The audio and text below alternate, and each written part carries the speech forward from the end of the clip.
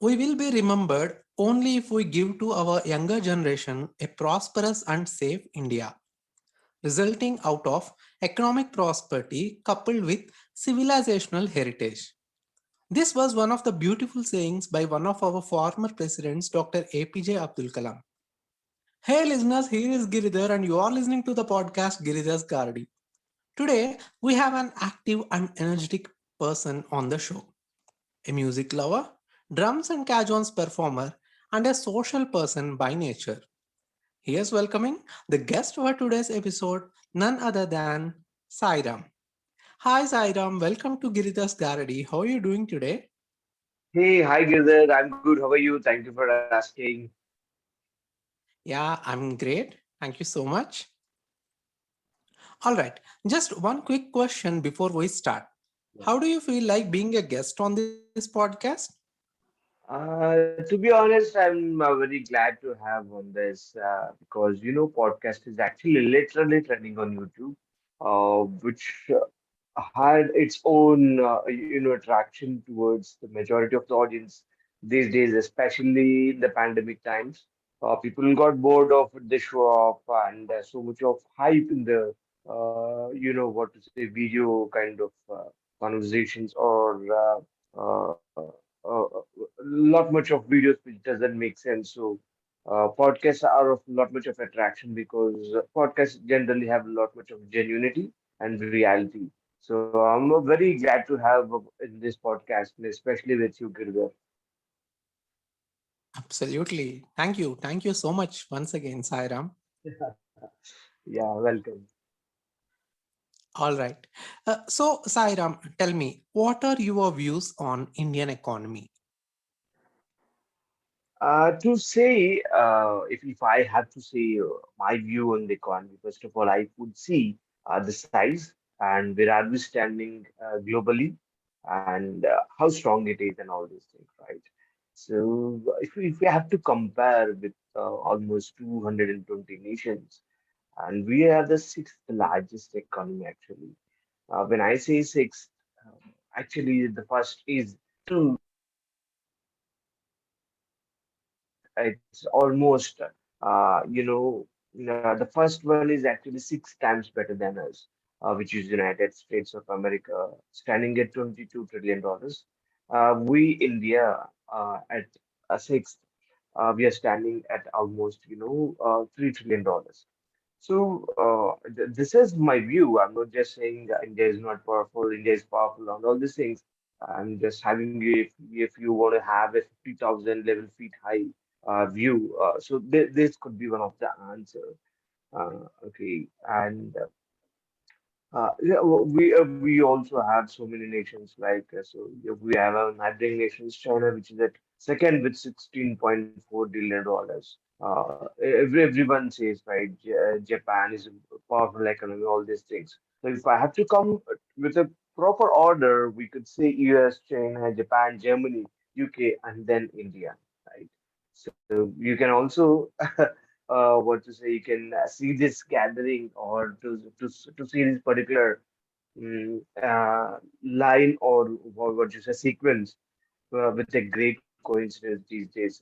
Ukraine and Russia is having war, right? If you see, US had a lot of sanctions on China, sorry, on Russia, followed by UK and Germany is almost to give sanctions, right? So they're pressurizing India to also give the sanctions because these are the powerful economies. Any political war or any political differentiations, economy comes into pictures, right? Finance comes into picture. So th this is my view because uh, we can't separate economy as one thing. It should also be seen with a political angle. So that is my view at present on the Indian economy. To start with, basically, but we can speak a lot of things and we can deep dive into the Indian economy as we speak.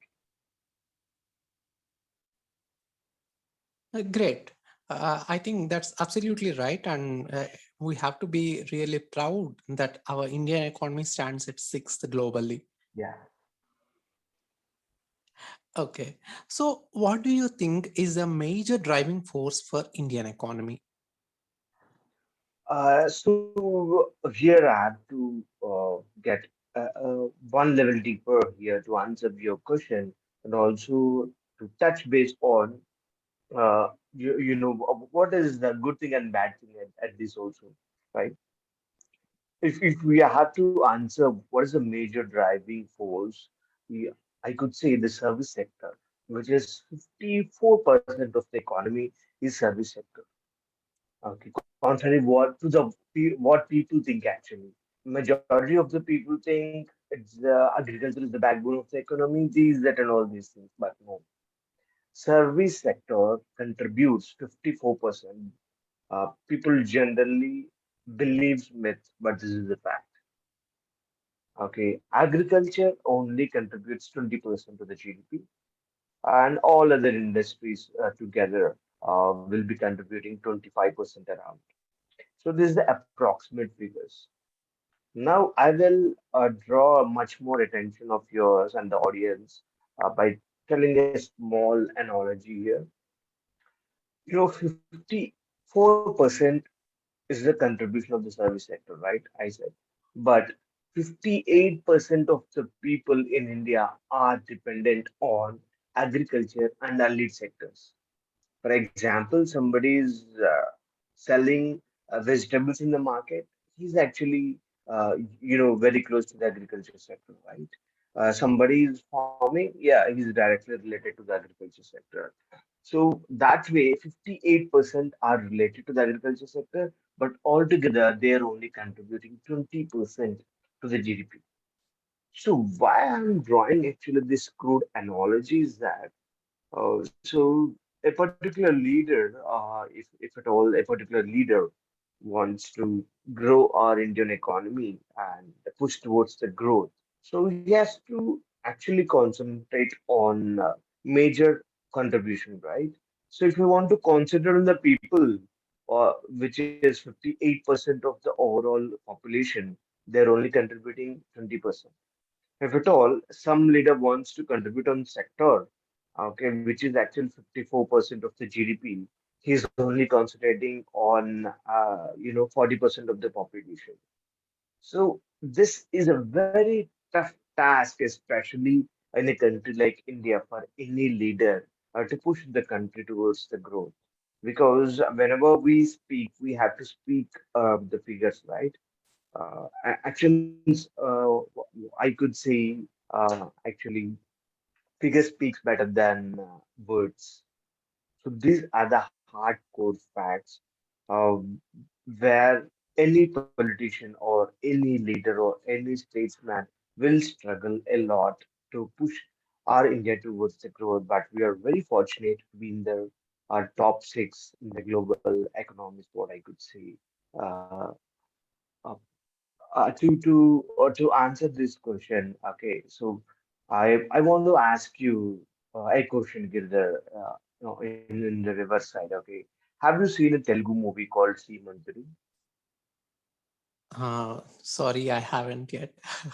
Okay, okay, but majority of the people might have seen. You know, the driving, or what could I say, the driving force behind that movie is the farmers keep on leaving that particular village and migrating towards cities, right? So that's the major agenda in the movie. That's the major story. That is a blockbuster hit because that emotion touches each and everyone whosoever sees the movie. That's the major emotion, or everybody seeing and feeling that, right? But actually, it is the truth. It should not be the case because nobody speaks the open truth. Every statesman or every leader wants some people to leave that agriculture or allied sectors and come towards the service sector such that they can better balance the economy. But if you say, somebody says, imagine Prime Minister tomorrow says openly that, boss, I want all of you people, whosoever it is feasible, come back to the service sector, leave your agriculture. Imagine that Prime Minister will not be there into the power for next 30, 40 years because it is connected with the emotion. Why I'm saying this, people should leave the myths and come with the facts. What's happening with us, and why should we actually move? I would also like to draw a crude analogy once again, okay, because people will better relate with the past, not with the present, not with the future, right? So if you see the last three industrial revolutions, first industrial revolution, second, third, and right now it is fourth, right? I will compare this fourth with all the last three industrial revolutions, which are actually the major, boost, or I could say impulse to the economies or the economic growth. In first industrial revolution, we have seen this steam engine, right? Till then, we used to have bullock carts and all these things, horses. Once the train comes and the steam engine comes, we could reach far more distances with a lot more ease. We could also see in the James Bond movies and all these movies, right? People use it to transport all the goods, these, that, whatnot, right? So that becomes a boost. So if in that particular situation, if people keep on driving bullock carts and the horses, there is no growth in the economy, right? If somebody says this is my actually occupation, hereditary occupation, I'll keep on riding bullock cart. I keep on riding horse cart. There is no meaning, right? Similarly, in the second industrial revolution, electricity made lot of boost. Third industrial revolution, telecommunications and whatnot. Can you see any STD booth or public telephone these days, Giridhar, in any of the areas? You hardly see, right? Correct. So, if at all, 10, 15 years back, somebody runs an STD booth or a public telephone, he uses it in a lot. If he says that, no, no, I will not migrate my job or the occupation, I'll keep on running the STD booth, he will not have food to eat and he can't have his ends to meet, right? So his livelihood is at stake. So similarly, people should leave all these myths and understand the facts and come to reality. Right now, the fourth industrial revolution, artificial intelligence, Internet of Things, data science, this is what is going to drive the entire economy. So, in this particular juncture, people should not sit with what is not actually profitable. They should move from one area which is not profitable to the areas which are actually profitable. Why I'm saying this, at least if 1,000 people see this or listen to this podcast and go towards understanding the facts. And if some people changes, yes, it will be actually a helpful thing to all, even for me, even for you, even for the entire world. But let's make a world a better place to live. So that's what my opinion. Uh, to get it.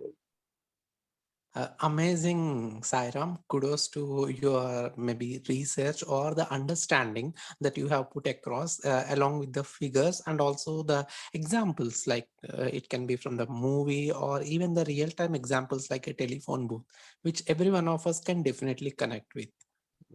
Thanks you, thank you, thank you, thanks a lot. Okay. Yeah.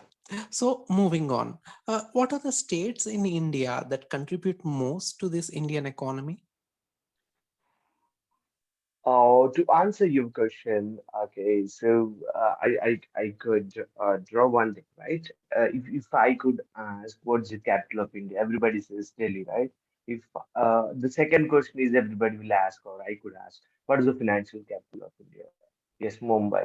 So obviously, the answer would be the Maharashtra is the uh, state which is actually giving the highest contribution. We call it as GSDP, right? State GDP.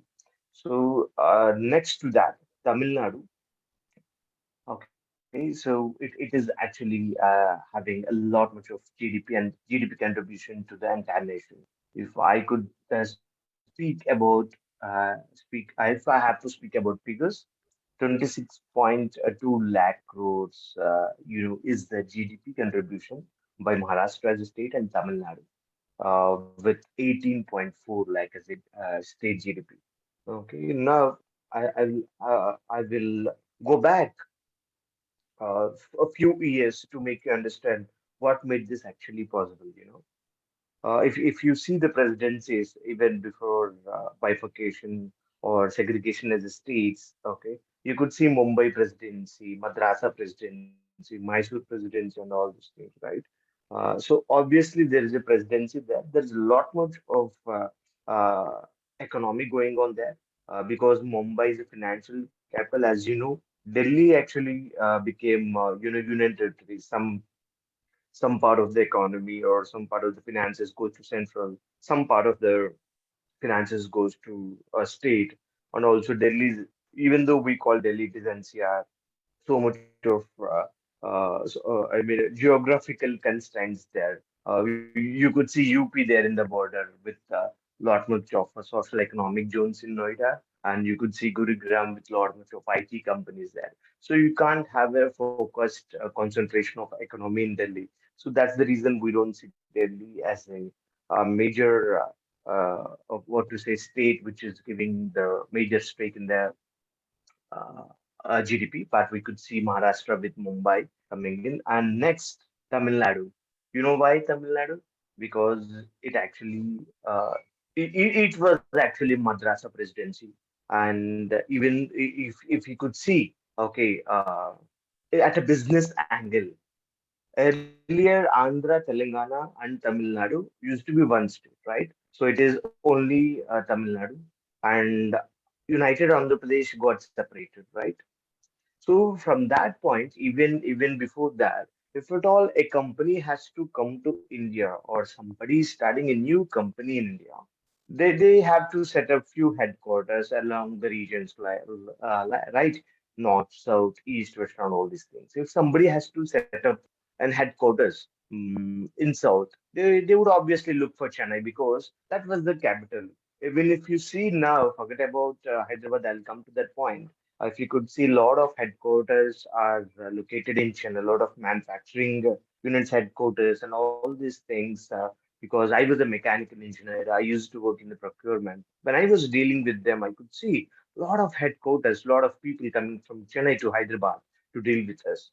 So at that point of time, I figured out, yes, it will take a lot of effort to the chief ministers of Andhra Pradesh and Telangana to pull that headquarters from Tamil Nadu or so-called Chennai to Hyderabad or so-called Amaravati now because they would only look for one headquarters in South India, right? They can't keep three or four headquarters. What is the incentive the state governments would be giving for a particular headquarter to be located in their state? That's what a company MD looks, right? So these people have to, I mean, work in that manner. What I could say. Now, the curious point would be, what's the position of Andhra Pradesh and Telangana, right? Are you looking for that answer, Giridhar? Yeah, of course, you can definitely share that Yeah. because you have shared the entire one when everything was under a single state. Maybe you could also share this as well.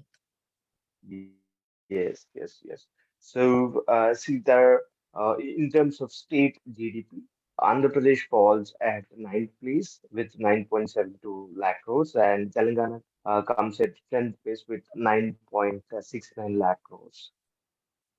So, this I could say the reason behind this, if at all, this two combined together, I could say it is somewhere around 19 lakh crores. Okay, Yeah, that's a huge figure. Yeah. yeah. Okay. So now that we have seen the picture only within India, let's take a look in a broader sense. Yeah. So, what is the current role of India in global trade? Okay, okay. To answer your question, I should actually go back to the point of how big is actually this one. uh, how big is our economy, right? So, as I said already, India is at sixth place with $3 trillion as a GDP for India. Okay, so if I start there and to coming to the next point, okay, our population is actually 1.4 billion, 4 billion people out of 8 billion people in the world approximately. That means, if at all you see any smartphone or any kind of a commodity or a branded product, whatever it is. If I could draw some crude analogy again, out of eight products which are made in the world, manufactured in the world, one product is for the Indian. How do you say this? Because if you see at the population, we almost form one-sixth of the world's population, 1.4 billion people out of 8 billion people. Some person sitting in Africa might be thinking of an India because he exports something that should ultimately come to India. Some person sitting in China would be obviously looking to export something to India because you see a lot of products. You might be attending this podcast in the laptop or mobile, right? If you turn down and see that is made in China, right? Because China became the manufacturing hub. Forget about all these things, right? If you see Apple, which is the largest smartphone maker in the world, the Apple being manufactured in China and that is getting imported to India, right? That is getting exported to India. That means we are importing that Apple mobile phone.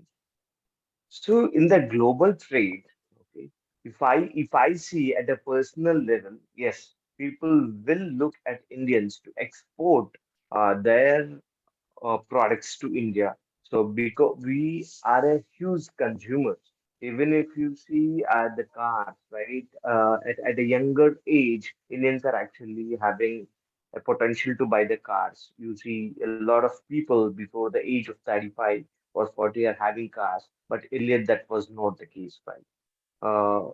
Even in the earlier 2020, you could see 7,000% was the I mean growth rate of car.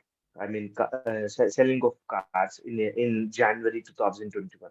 So that was the case here. So if you could see the cars, what to say, uh, we always use foreign cars, right? Hyundai, which is Japan manufacturer, Suzuki, all these things are manufacturers outside, right?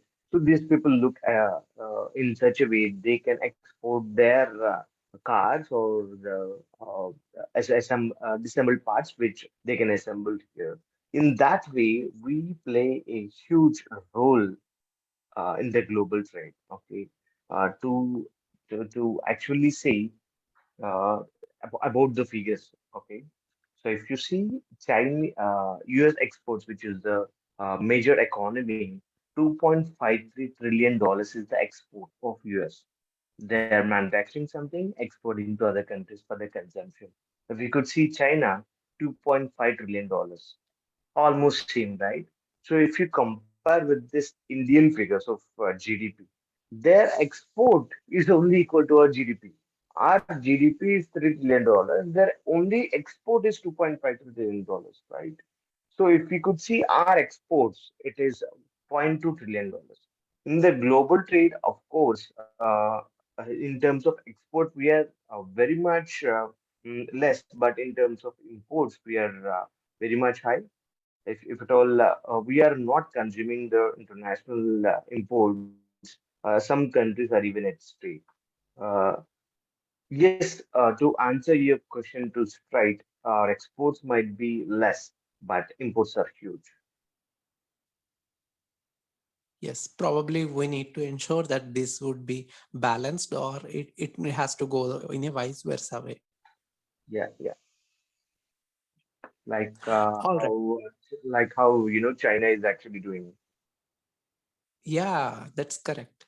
Yeah, Uh, they are concentrating on electronics, electronic devices and all, as per my knowledge. yeah. Okay. So far we have seen so many factors, so many figures, so many aspects about how powerful our Indian economy is. So, are there any other points or any other things that you would like to share which say that India is a powerful economy? Yeah, one thing I could say, you could listen this word quite often these days, right? Especially with the MNCs or firms which are actually formed 30, 40 years back, like Adani's, Tata, Reliance, and all these things, right? They use the word sustainable business. Why sustainable business? They are into business for last 30, 40 years or so, and they want to be in business for the next 40, 60 years, right? That is called sustainable. These days, you could see a company comes into picture, and that is getting merged into another company, or that company is not there at all, right? So that's what I mean companies are, but you could say sustainable. So India is a sustainable. If I could compare with the corporate, why sustainable? Because if you could deep dive into the demographics of the Indian population, almost 50% of the people are at the age of 35 or below 35. So we have a huge workforce which could work. These days, you could see a lot of graduates coming up, postgraduates coming up, which will be the driving force or the workforce in the entire corporate sector. So, in that sense, India is a powerful economy. If you read an international news, you could see China is worrying a lot because a lot of people are old. They don't have children. At one point of time, China has a principle called one or none, right? So that is the reason they don't have a young generation now. You can't make machines to work, right? You can make machines to work, but you should ultimately have some people for the consumption. If somebody is manufacturing or producing some food, ultimately you should be having some people to eat food, right? If you are manufacturing car, somebody should be there to drive that car. You could have a robot to drive the car, but who is enjoying that car? A human being, right? You can't make robot to enjoy the car. You can make a robot to drive the car. You can make a robot to manufacture the car, but you can't make a robot to design a car, right? You ultimately you should design something to get that automated, right? You should have a new idea. You should catch the pulse of the people to design something new, right? So in that way, yes, we have the people. We are the second largest population in the entire world, and this is known. But the second fact, which is not known, is 50% of approximately 50% of the people are below the age of 35. In that sense, we are the most powerful economy because we are more sustainable. What I could say. Absolutely. All right. So now that we have understood about Indian economy, let's take a look at the factors that are affecting the Indian economy. So here's my next question to you, Sairam. What is the role played by current politics and various government schemes in the development of Indian economy? Uh, that is actually a huge role and a major role. That is what they actually play, right? So that could be divided between Reserve Bank of India and you could say politicians or the leadership, right? They should actually, in order to drive the economy, they should concentrate on how to facilitate the business. One of the great Mr.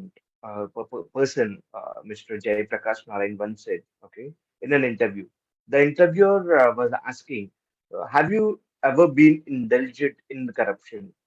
Jay Prakash Narayan, who was actually an IAS officer, said yes. And the interviewer asked, "Are you not ashamed of saying yes?" He said, "No." Why? He explained the situation. How? He was actually setting up an office, a Lok Sabha office or something. Okay, but at that point of time, he wants a BSNL connection, a landline connection. Nobody was giving, but in order to set up an office, you will get a lot of calls, right? So you should at least have some landline connection, right? Nobody's actually giving. We put n number of applications, these, that, and all these things. Nobody was giving. Ultimately, he has to bribe someone to get that. Okay, and he got it. Now, today, if you could see, if you want some mobile connection, on the contrary, people are giving you the offers. If you find it right way, even you can get your money back with a lot much of discounts, cashback, and whatnot, right? Like how credit card. If you buy something which is of of worth 200 rupees, you're getting a cashback of worth 250 rupees, right? You are plus 15 in some times. I was ordering something on Zomato. It actually cost 150 rupees. I got a cashback of 160 rupees. This you will not get it anywhere. This was possible only in terms of technology. Who actually made this possible? Do you think Zomato? Do you think some telecommunications people, I mean, providers made this possible? No, it's the government who made it because they made internet to be available to all. They made smartphones to be available to all. They made laptops to be available to all. So they have facilitated something to you, which actually created a lot much of feasibility to have the facilities, right? So all the statesmen have to do this. They, of course, in the earlier generation, they were driving telecommunications, BSNL, where a private player was not there according to that situation. Now the government has no business to do that business of telecommunications, right? Similarly, government should keep on going back from the existing businesses and should be in the administration only to facilitate the business. Past is past. Earlier, they were maintaining steel plants, they were maintaining power plants, they are maintaining what to say, telecommunication, all these things. Fine, because at that point of time, that's the need of the heart. But you don't have to do that now because you have a number of talented people, individuals who can run those businesses. So why should government indulge in those? So in order to have this much of growth or a great growth or the potential growth, whatever is expected or whatever they are planning. First of all, government is right now the government is going into the in the right direction. If we don't have to comment on the government, what I could say, uh, my view is that yes, if at all if private players are able to do that, let's form a rule, let's form a law, let's form a framework wherein all these private players can play in the level field with the great rules, such that all these private players can facilitate all the individuals or the people in India, and government would be the in the policing, right? So they will be saying whether anybody is moving here and there out of the law and all these things in such a way they can concentrate. Imagine if there are some 650 lawmakers, they can have their concentration on having more and more businesses which were not there. Earlier, Uber kind of a model is not there. They have brought in. Earlier, drones were not there. They have brought in. Earlier, semiconductor manufacturing is not there. We have brought in. Earlier, some car manufacturers are not there in India. We have brought in. So this government only can do, and no private player can go to other country. They can't bring in because they don't have an incentive and they don't have a power to do. So government should be in business of bringing in power. Private players should be doing that kind of a business. So that's the role of politics. What I could see in this. Okay, this is about macroeconomics. What I could mm, say. Coming to microeconomics, even if we see a lot of money is flowing into hands where per capita income of the people have been growing, we could see a lot of people are poor, right? There are many people who don't have money to eat also, right? So for them, if somebody is not having enough potential to earn, or uh, they are not enough rich of according to their expectations or according to their expenditure. However, government is spending some free cash flow schemes, right? Which people think that right, whether it is in Andhra Pradesh or Telangana or any of the state, they think that governments are doing just to have some vote bank or just to grab some votes. But if you could see books of the economists, great economists of the world, even they say a few, if any statesman or the politician wants drive their economy, if at all their economy is problem, give the cash to the people who are it needy. They themselves will spend something to eat or to buy something which is actually needy for them. In that way, businesses will happen. You cannot give money to the people who are actually not worth of taking. But yes, if at all people are worth taking it, yes, you can give it to them through cash. That's why you could see financial inclusion by central government, right? So many people have opened their accounts directly, Jan Dhan Yojana, these, that, and all these things. The reason, cash has to directly flow from the government to the people who are actually needy. In that way, economy will flourish. Yes, of course, there should be the right balance between what should be given and who should be the potential, I mean, winner of these schemes, and who should get the all these schemes and all this money. If that balance is there, yes, cash transfer is the best way to do. And all these governments, I think, are doing this already.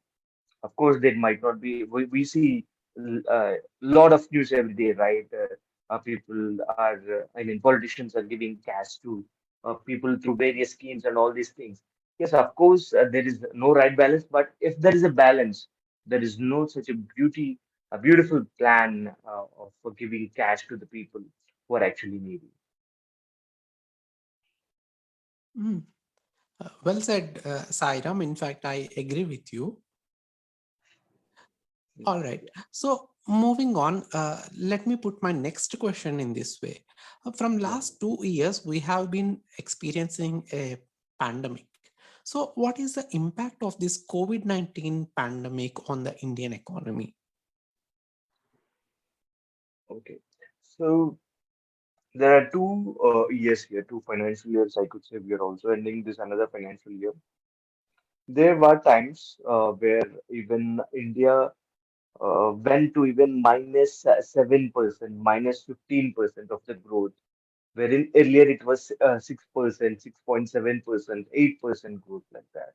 But we went to even minus 10% also, right? As they said. Okay. So it happened in some quarters, but now we have regained. Okay, now we are at 6.6% of growth in terms of GDP. Right now we have regained our position. Okay, in terms of economy, I could say this. But as a business point of view, what is the impact on the businesses such that how economy can keep on sustaining, like how businesses are thinking, because I'm in the strategy role, I could better catch the pulse of the businesses in the entire India, right? All the supply chains, for example, you ordered a laptop today and in the Amazon or Flipkart or any kind of e-commerce website, it will come to you in the next 3 5 days, right? So what you know is you have actually Yes. clicked a single click and you got the laptop after 3 days. This is what you see, nothing else. A simple interface of the Amazon, and after 3 4 days you can see a human interface, a so-called courier boy giving you the laptop. That's it. But on the background, there is huge supply chain. A laptop might have been assembled or manufactured in and around Delhi. You might be sitting in Hyderabad, and lot much of supply chain works from Delhi reaching to Madhya Pradesh and then reaching to Hyderabad, maybe through flight or through road or whatever it is, and then coming to you as a last mile delivery. Right? There's a lot of supply chain. But if you could see, even when you are facing this COVID or pandemic, you have the supply chain working, right? But there are a lot of hassles, a lot of hard work to make this happen. So all the companies in India are thinking about the sustainable logistics or the sustainable companies or resilience, what I could say. Because disruption, the major disruption or the great disruption these days is not Geo, not Amazon, not Tesla, not Apple, but COVID is the best disruptor we have in terms of technology, whatever you call. Why I'm calling COVID or pandemic as a major disruptor? Because people want to think at least 10, 15 years ahead what's happening now. If at all there is a COVID kind of a situation, forget about COVID. If there is an unforeseen situation, nobody have actually thought about Russia-Ukraine war, right? That's an unforeseen situation. whatever is the case in terms of politics or any bio war or these kind of a war, whatever it is, right? Ammunition war, whatever it is. So all companies are making their supply chain more and more stronger. They are going into digital transformation of all the systems what they're having. If at all a company is having IT system, they're making digital. They're forgetting all the legacy systems. What if my company can work from home altogether for the rest of their life? Okay, what there is an unforeseen situation, if there is a tsunami, if there is an earthquake, if there is COVID, whatever it is, they are actually planning to have their business sustainable for the next 40 50 years. This is the impact of the COVID on the corporates. Why I'm saying answer for corporates when you have asked for entire India, right? So corporates actually form the entire Indian economy, right? So whatever is the business, even if you're running a small grocery shop, they're actually thinking of something. How can I give door delivery to the people who are actually needing them, right? If you could see Shopify, Magento, all these kinds of websites are coming up. Why? Because you yourself can start your own business, your digital business within just 2 days with a single click. Before COVID or before 3 4 years, in order to start a digital business, it would actually take you even 3 4 months to start. Now with a lot of softwares, a lot of companies to facilitate a common individual to start a new company, a lot of software, a lot of background work, a lot of supply chain companies. Every company is actually working towards that. You can sit in your own home. How can you work? Sitting in your home, how can you do the business? Sitting in your home, how can you get employed? So work from home companies is what we could call, right? Even Giridhar, if you're investing somewhere, or audience who are actually listening to this podcast, if you're investing somewhere, the best shot or the best bet what you can give is work from home companies is what the sector what I could call. How do I define this? Zoom. Zoom call, right? You can invest in Zoom, a Zoom company, because it is actually facilitating you to work from home. Zomato, right? If you're working from home, you could order something. Everyone is looking at this. Nobody wants to go to restaurant these days in the pandemic, with the young people in your home, with old people in your home. You don't want to go outside and eat, right? For the at least for next 1 or 2 years, even though we are in 2022, we don't want to go outside and eat, right? So this would continue. This is the new normal. People want to stay in their homes and they want to work, right? So this is the kind of an impact on the lifestyle and the thinking of the people. In such a way, this has a huge butterfly effect on the Indian economy, which would be most probably in the positive way, because we have revived our economy now. No problem to our economy, which nobody thought of. Everyone thought India would collapse in terms of economy. All right, everyone thought that there would be a financial emergency and all these things, but we luckily got survived all these things.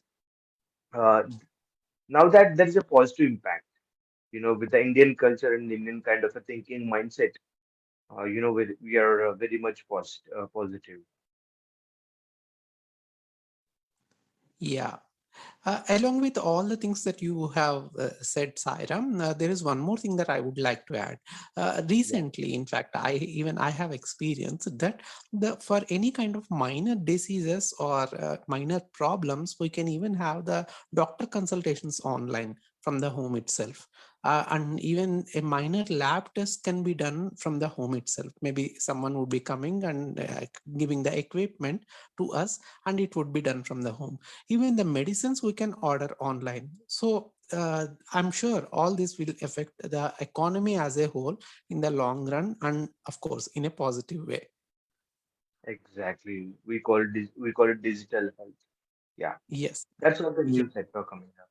Yeah. Yeah.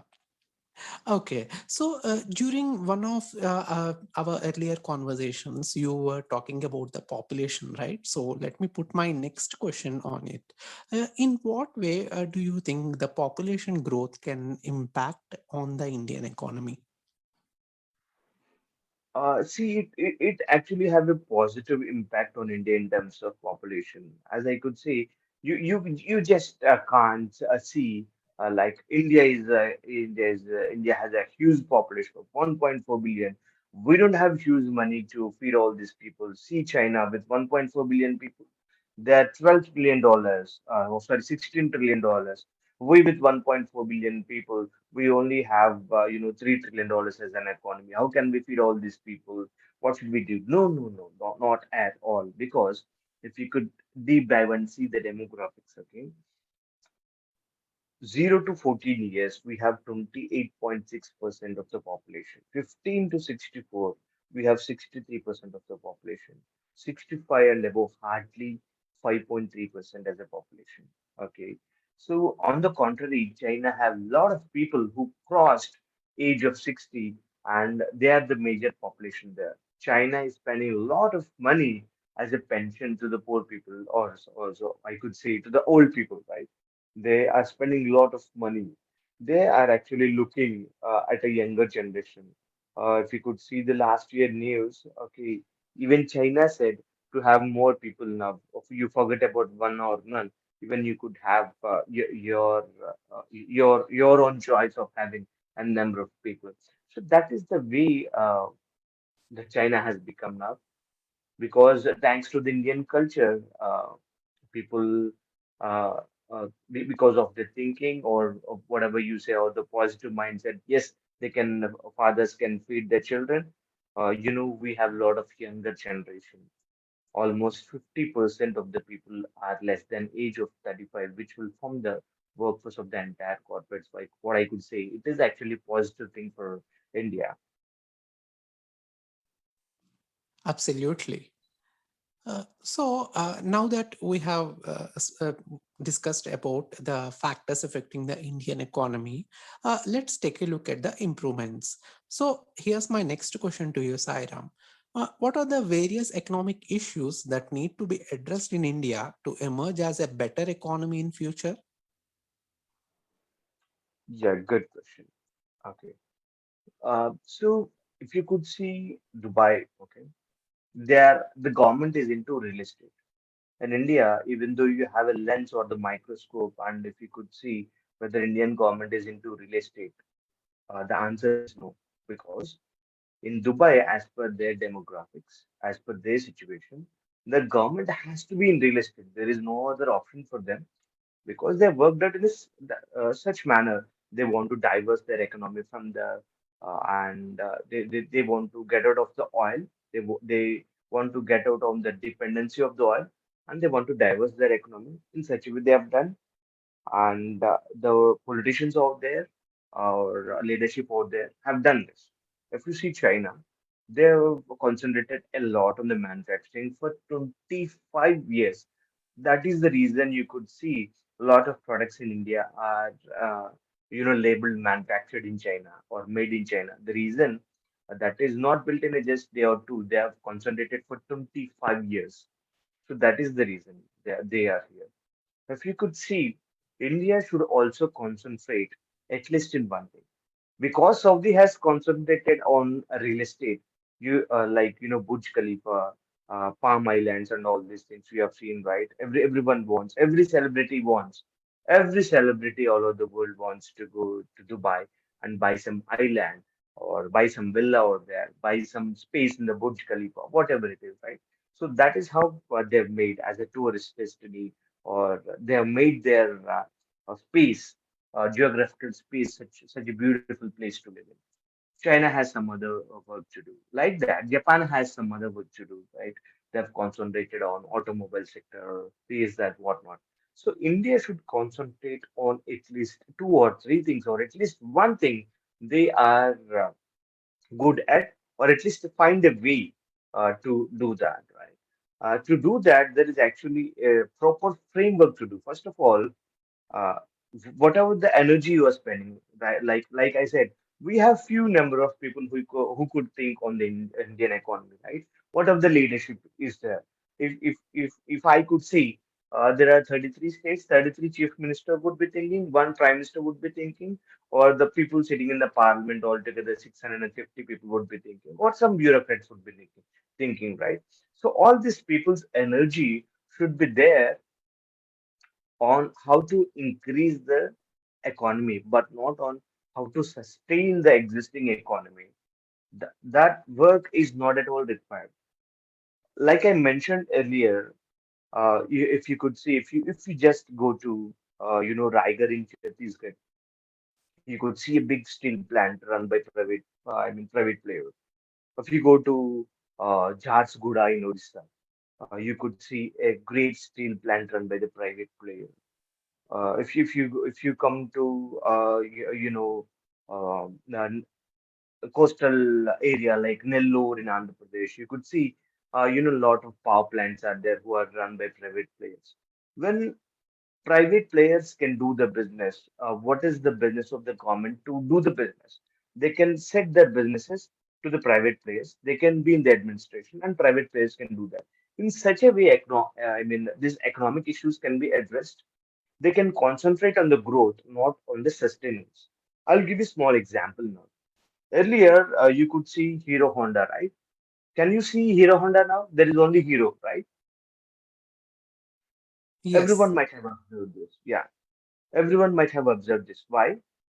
Hero has an agreement with Honda to supply the technology, and Hero will be manufacturing, and they'll be releasing this Hero, and they'll be manufacturing with a common, collaboration, and they'll be releasing this automobiles onto the road, onto the market.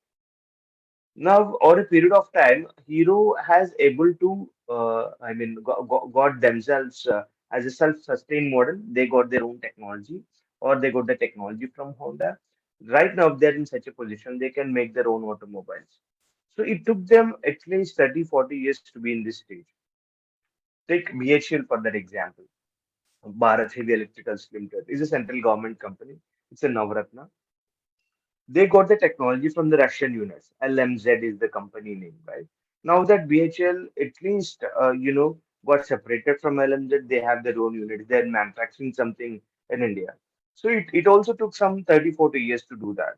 Now gone are the days we are already 70 years from the independence, right? So we should be having our own technology, whether you get it from some other country or you have your own research.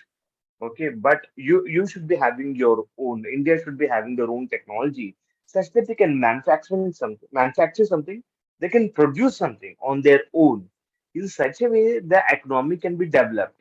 For example, if you bring some bench cars, five to six bench cars which are worth 1 crore rupees to India, okay, from UK, and somebody is selling here each bench car is of worth 1 crore, for example.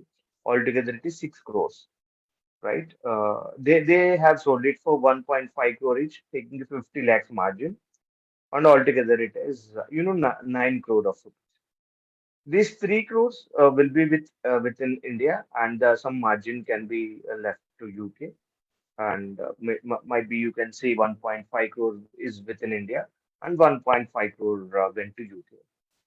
Okay, so if you could see in the entire example, only 1.5 crore is in India, whether you can say it is the distributor or the dealer who is actually selling these cars. Uh, the rest of the 7.5 crore went to UK, right? But if India could have been the manufacturing hub for this, okay, the major portion of this 9 crores would be within India. Only the margin or so-called profit would be going to the UK. On the contrary, what happened here, major contribution is going to other countries. Like whether it is a service sector, whether it is a manufacturing sector, whatever it is, whether it is a service or a product, you should be producing on your own. And the government should facilitate this. And government should do the laws.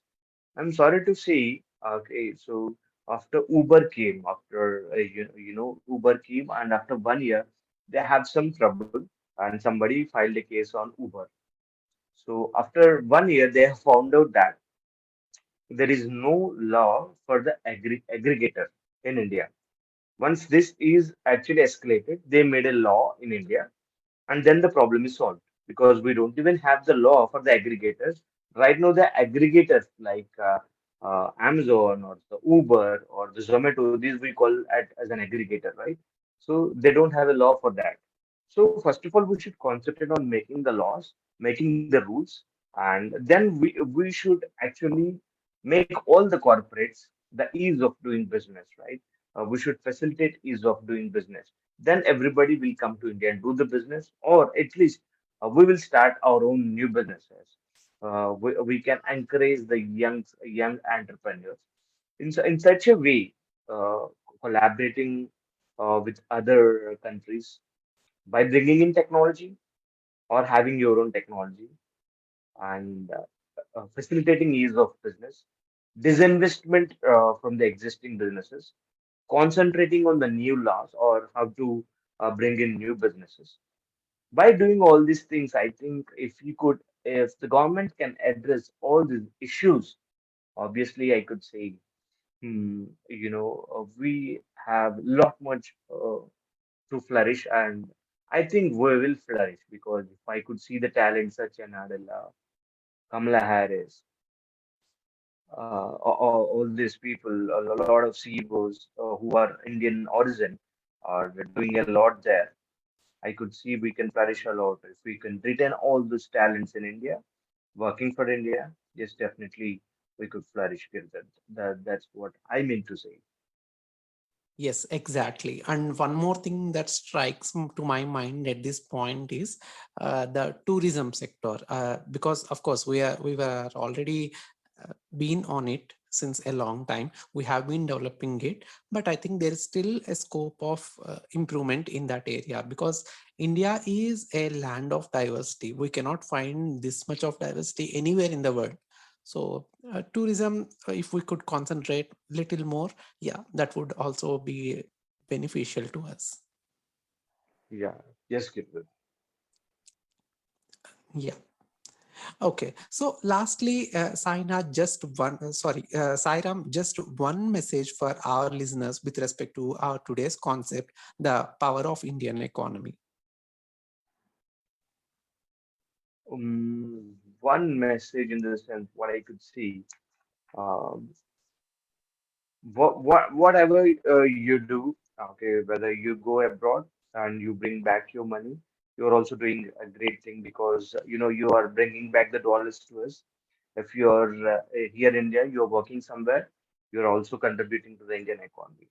What I could say, just stretch yourself and see just how you can flourish your country uh, if you work in such a manner, just thinking in such a lens, you need not wake up, you need not sleep with this particular thought in your minds.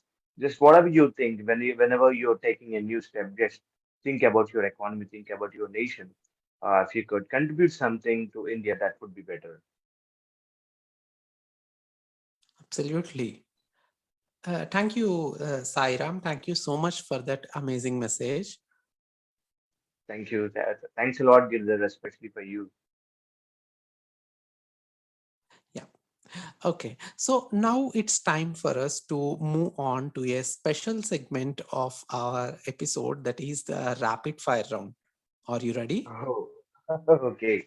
Yeah, I'm ready for the shooting. Yeah, you can shoot me. Okay.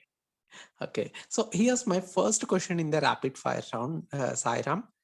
GDP or GNP? GDP.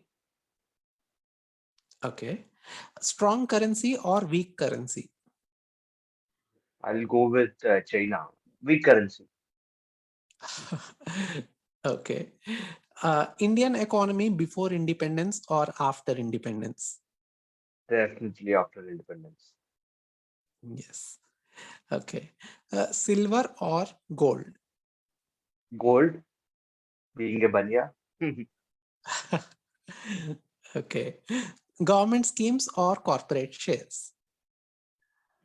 Obviously, the corporate shares. Okay. Tourism or hospitality?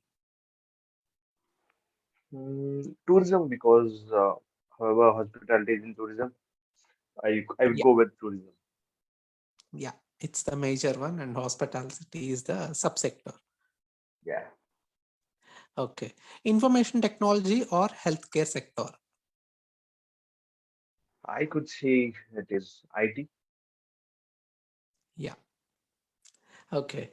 Demonetization or GST? Okay, so in terms of better planning or implementation, I could say GST. Okay. So here's my last question to you, Sairam, in the rapid fire round. In fact, the favorite one. Let's see what you are going to say. Yeah. Giridhar or Sairam? But you need to give some lot more clarity. Who is best? Who is worst? Who is good? Who is bad? Like this. So if you could bring in much more clarity in this question, I can answer this. Well, there's nothing as such, Sairam. It's only your choice. I'm not saying one is good, other is bad. I'm not at all saying anything as such. So it's only Okay, your so choice. yeah, You can take any factor. okay, being a self-obsessed person, okay, I could say Sairam. Great. So thank you so much, Sairam, for being with us on this podcast today. And we look forward to having you once again on this show in future. Oh, superb, superb. So that will excite me a lot. Girdhar, you're doing actually a great job of what I could say. You're following your passion. You are spending your time effectively.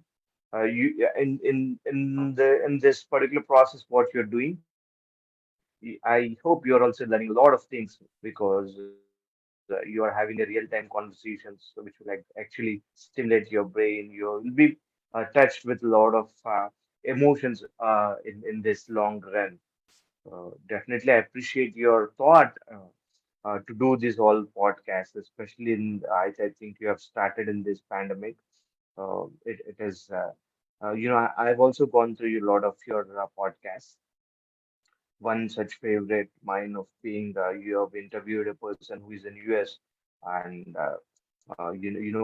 he said his all his views, which is the better place to live, whether it is US or India, how why it is, and all these things, because it's a real thing what you are doing. It's a reality you are actually bringing in. Kudos to you actually for following your passion, for taking out your time, doing what you want, and how do you want to live. Great, you are doing your best career. And once again, I'm very glad to, be part of your podcast, and I'm very glad to be here actually. Thank you, Sairam. Thank you so much. And you are absolutely right when you say that I'm learning so many things. In fact, from this episode itself, today I learned a lot of things which I was not aware before. Hey, thank you very much. It's a Yeah, great pleasure. yeah. And thank you once again for being with us. Yeah, thank you very much. Bye All bye. right. So, yeah. So that's the end of the episode, listeners. Don't forget to like, comment, share, and subscribe. I'll be back next week with another amazing guest. See you.